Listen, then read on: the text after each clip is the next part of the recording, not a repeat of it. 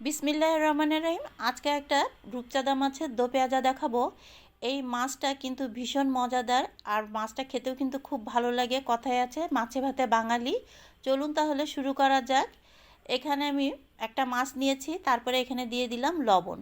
লবণটা আমি অল্প নিয়েছি, খুব ভালোভাবে দুই সাইডে কিন্তু লাগিয়ে নেবেন। মাছে কিন্তু খুব বেশি লবণ দেবেন না, এতে করে মাছটা কিন্তু তিতা হয়ে যাবে। এখন আমি এখানে হলুদ দিয়ে দিলাম, হলুদটা দিয়েও আমি খুব ভালোভাবে মেখে নিচ্ছি।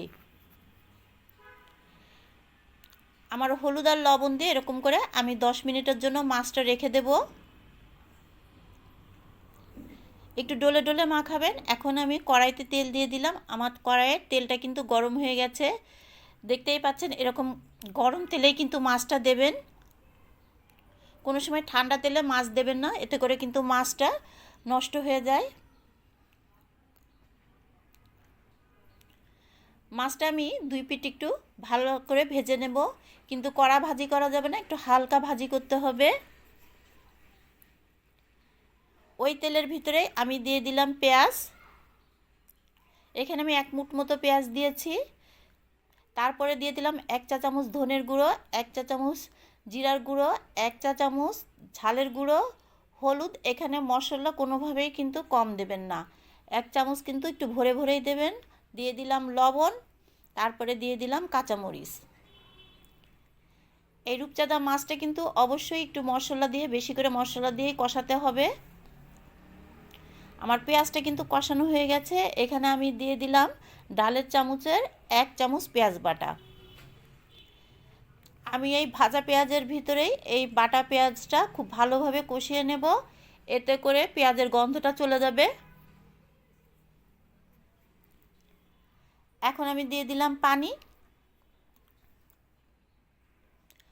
মশলাটা আমি আরেকটু ভালোভাবে কষাবো।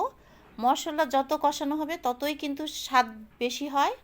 দেখতেই পাচ্ছেন আমার পেঁয়াজ টিয়াজ কিন্তু খুবই নরম হয়ে গেছে, একদম মশলাটা কিন্তু খুব ভালোভাবে কষানো হয়ে গেছে। এখন আমি এখানে আমার মাছটা দিয়ে দেব।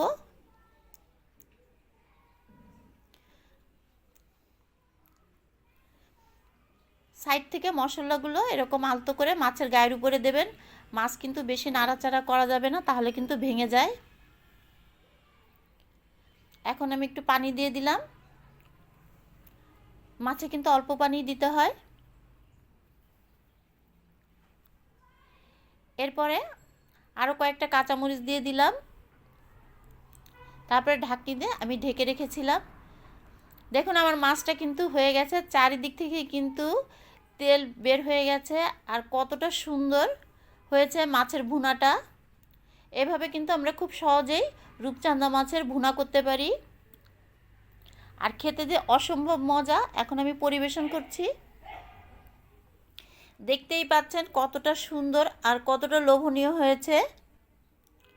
এভাবে যদি বাসায় কিন্তু আপনারা যদি মাছটা ভুনা করেন, দোকানের থেকে কোনো অংশে কম হবে না, আমি গ্যারান্টি দিচ্ছি। অনেক বেশি মজাদার। রেসিপিটা ভালো লাগলে একটা লাইক, একটা কমেন্ট করে দেবেন।